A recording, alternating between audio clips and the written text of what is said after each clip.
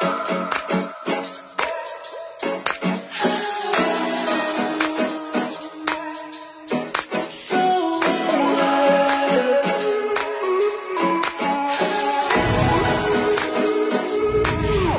feel so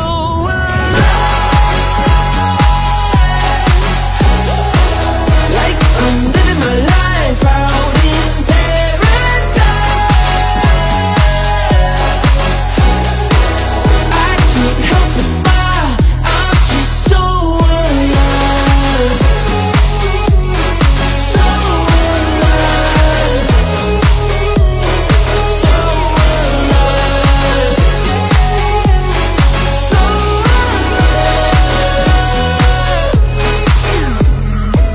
Love is all about acceptance. Amen? Di ba pag bago ko kayo pinaupo, tinanong ko kayo, tinatanggap ba ninyo ang isa't isa? Pag sinabi mo kasing I love you sa isang tao, showcase po yun.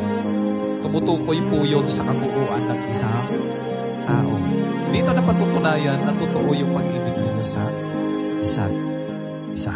Ayun, pagka-graduate ko, biglang may kumontak sa akin. So sobrang happy ko kasi alam ko working student siya. Kasi parang na-inspire kasi ako sa life niya na nag-aaral siya habang nagtatrabaho. So masipag siya, responsible, diba po? So natuwa ako sa kanya nung nalaman ko na ang galing naman nito. Nakagraduate na siya, nagtatrabaho siya, parang siya yung nagpaaral sa sarili niya. Sabi, inad niya daw ako, pero hindi ko napansin yun. Nung nalaman ko na lang na nag-message siya. Ang ginawa ko, nilike ko po yung picture niya. Kasi akala ko po manonotice niya ako, matatandaan niya ako. Tapos i-add niya ako, hindi po pala. So ako po yung nag-add sa kanya sa Facebook. Tapos parang may mga nakalike na sa post ko. Tapos yun, napansin ko na siya yun. Tapos doon nagsimula yung communication namin.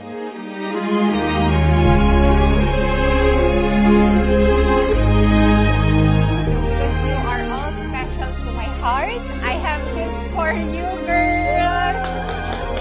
Thank you so much for coming to my wedding. Pati nga ng mga face na magkakanta.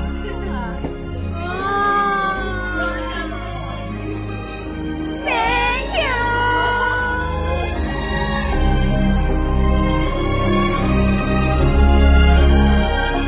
Alam ko nun, parang bago pa lang pakilala, nagulat na lang ako biglang yumakap sa likod ko. To be honest, I'm guilty. Hindi ko alam kung bakit po bigla ko siyang nayakap or nahagpo po siya nang nakatalikod siya. Pero para sa akin, wala lang naman kasi yun eh. Actually, never ko naman pong ginawa yun kahit kanino. So, nagulat din po ako sa nangyari. Knowing na dami po naming mga kakilala na nandoon. And yun pong time na yun, tulad ng sinasabi ko, parang strangers po kami. And dahil po doon ko po parang naisip, mga few years doon ko din po na-realize na siguro po soulmate talaga kami. Alam ng souls namin na kami para sa isa't isa, pero hindi pa lang yun yung right time ng mga time na yun. Hindi pa lang namin alam in mind and in body. So, pero alam ng souls namin that we are soulmates.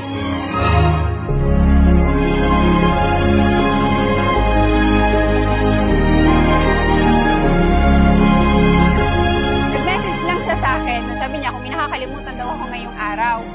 Tapos iniisip ko, bakit birthday mo ba? Wala namang okasyon ngayon. Tapos bigla niyang sinabi na, Happy Mansari. Nagulat ako, may boyfriend na ako. Kasi hindi ko talaga alam na sinagot ko siya sa chat. Lagi naman kami mag-chat, hindi naman kami nagkikita. Paano ko siya naging boyfriend, diba? Tapos parang kinabahan ako kasi may boyfriend. Boyfriend ko na siya, na hindi ko siya nakikita. Ano yun? Tapos, sabi niya, nag-yes daw kasi ako. Kasi yung choices daw niya, yes or yes. And yes daw yung pinili ko. Pero hindi ko talaga matandaan yun.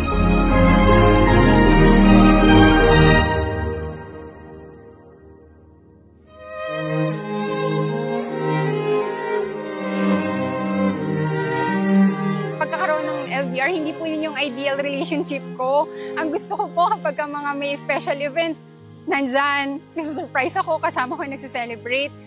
Kaya nga po sabi ko sa kanya, nung mga times na lagi na siyang sumasampa, sabi ko, kung alam ko lang talaga na magiging ganun yung relationship namin na long distance, taon-taon iniwanan niya ako. hindi ko nahahayaan yung sarili ko magkagusto sa kanya kasi ayoko ng ganung klaseng relationship. Pero dahil na siguro nag-guide din kami ni Lord, kahit despite na dami naming struggles na magkahiwalay, andun yung guidance ni Lord sa amin, andun yung wisdom. I've waited 100 years, but I'd wait 1,000,000 more for you.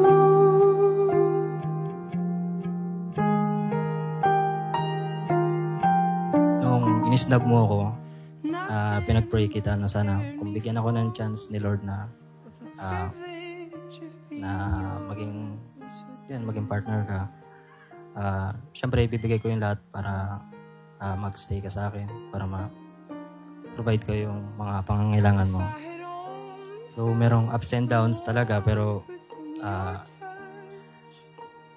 gagawin ko naman yung lahat, yung best ko para itaguyod itong magiging pamilya natin. Ayun lang, I love you. How you curl your lip when you concentrate enough. I would've known what I was living for all along. What I've been living for.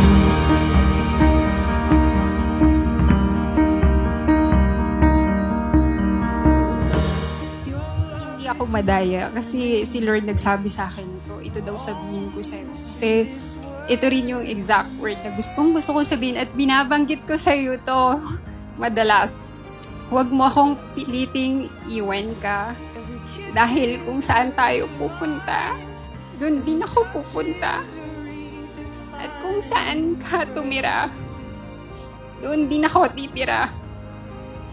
Ang mga kababayan mo ay magiging kababayan ko rin. At ang Diyos mo ay magiging Diyos ko rin. Kung saan ka mamamatay, doon din ako mamamatay. At kung saan ka ililibing, doon din ako ililibing. I love you. If I had only felt how it feels to be yours, well, I would've known what I've been living for all along. I promised you na I will always be here to support you kung ano man yung mga gusto mong gawin at yung mga plano mo para sa atin. And kung andun pa rin yung kagustuhan mo na sumampa, sabi ko naman sa'yo, lagi kitang susuportahan. And sa tuwing sasampa ka, lagi ko rin sinasabi sa'yo, hanggang ngayon ganun pa rin. Kung paano mo ako iwan, ganun mo ako babalikan. Kung saan mo ako iniwan, dun mo ako babalikan. I will always be here for you. I love you so much. We're tethered